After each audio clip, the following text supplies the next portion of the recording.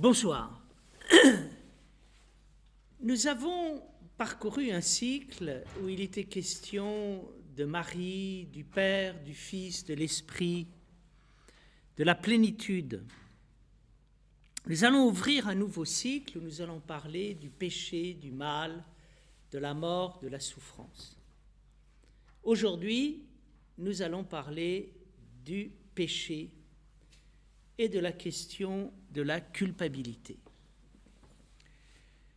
Je crois que pour pouvoir comprendre ce qu'il en est du péché et d'une manière générale de comprendre ce qui est lié à la souffrance, au mal, à la mort, il convient de partir de la connaissance. Pourquoi est-ce qu'il convient de partir de la connaissance ? Parce que le péché signifie non pas la faute, mais rater la cible, ne pas être dans l'axe. La faute, on le verra, est une conséquence du péché. Et la souffrance, le mal également. Je crois que on ne comprend rien à la souffrance, au mal et à la mort si on ne voit pas que la souffrance, c'est la souffrance de la connaissance. La mort, c'est la mort de la connaissance. Le mal, c'est le mal de la connaissance. Le péché, c'est le péché de la connaissance. Quand nous parlons du mal, de la souffrance et de la mort, nous avons toujours à l'image, à l'esprit, les images de la souffrance humaine, les images de la mort humaine, les images du mal humain. Nous voyons les effets du péché et nous prenons les effets du péché pour les causes. Nous voyons la souffrance qu'il y a dans le monde, nous voyons le mal, nous voyons la mort, et nous sommes bien évidemment pris de compassion pour les hommes qui souffrent tellement, qui sont en butte au mal et à la mort. Et devant le mal, la souffrance et la mort, notre premier réflexe, c'est de vouloir la suppression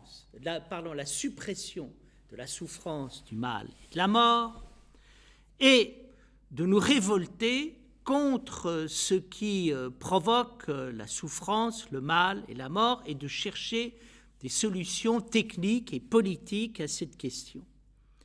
Et nous passons complètement à côté du fait que les sources du mal, de la souffrance et de la mort sont liées à la connaissance. Ce que nous voyons, ce à quoi nous assistons, est la connaissance, la conséquence d'un drame terrible qui concerne la connaissance. Et pour bien le comprendre, c'est la raison pour laquelle je crois qu'il convient de revenir vers la connaissance. Je crois qu'il importe de revenir vers la connaissance parce que c'est aussi la grande erreur qui a été faite dans la façon dont le christianisme a été développé dans le monde occidental. On parle du péché et on parle du péché originel. Et on a le sentiment qu'à l'origine se trouve au fond le mal, que le péché originel, c'est le mal qu'aurait commis l'homme à travers une désobéissance envers Dieu et qui entraîne le fait pour l'homme d'être chassé du jardin d'Éden.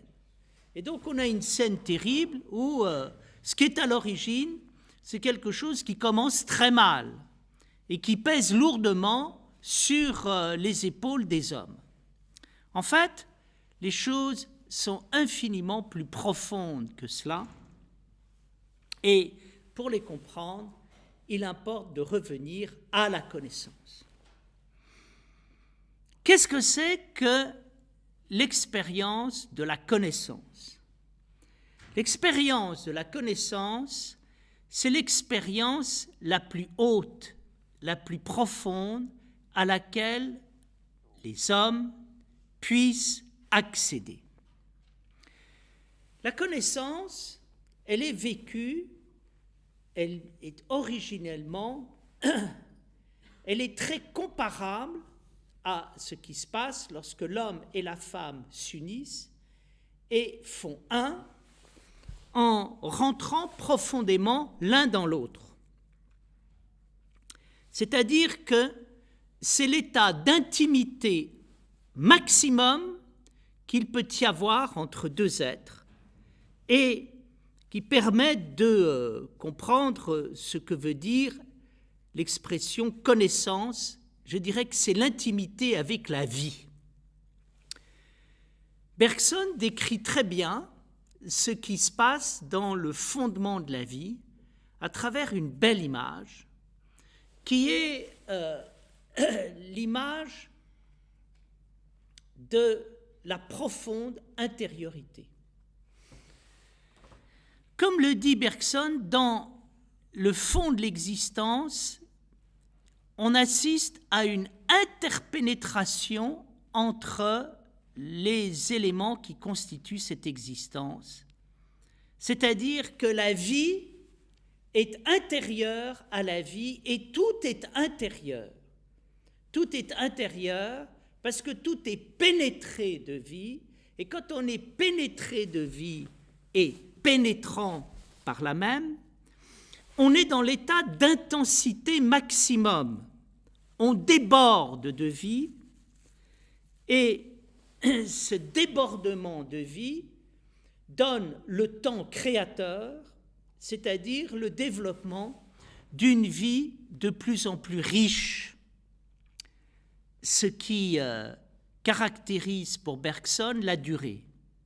Donc, qu'est-ce que c'est que l'expérience de connaissance? L'expérience de connaissance, c'est véritablement une expérience amoureuse où, étant pénétré et pénétrant dans l'intime même des choses et des êtres, je déborde de vie et ce débordement de vie donne un temps créateur, c'est-à-dire une vie de plus en plus riche qui par là même dure de plus en plus longtemps en s'épanouissant de façon de plus en plus vaste. Par là même, quand nous vivons ainsi,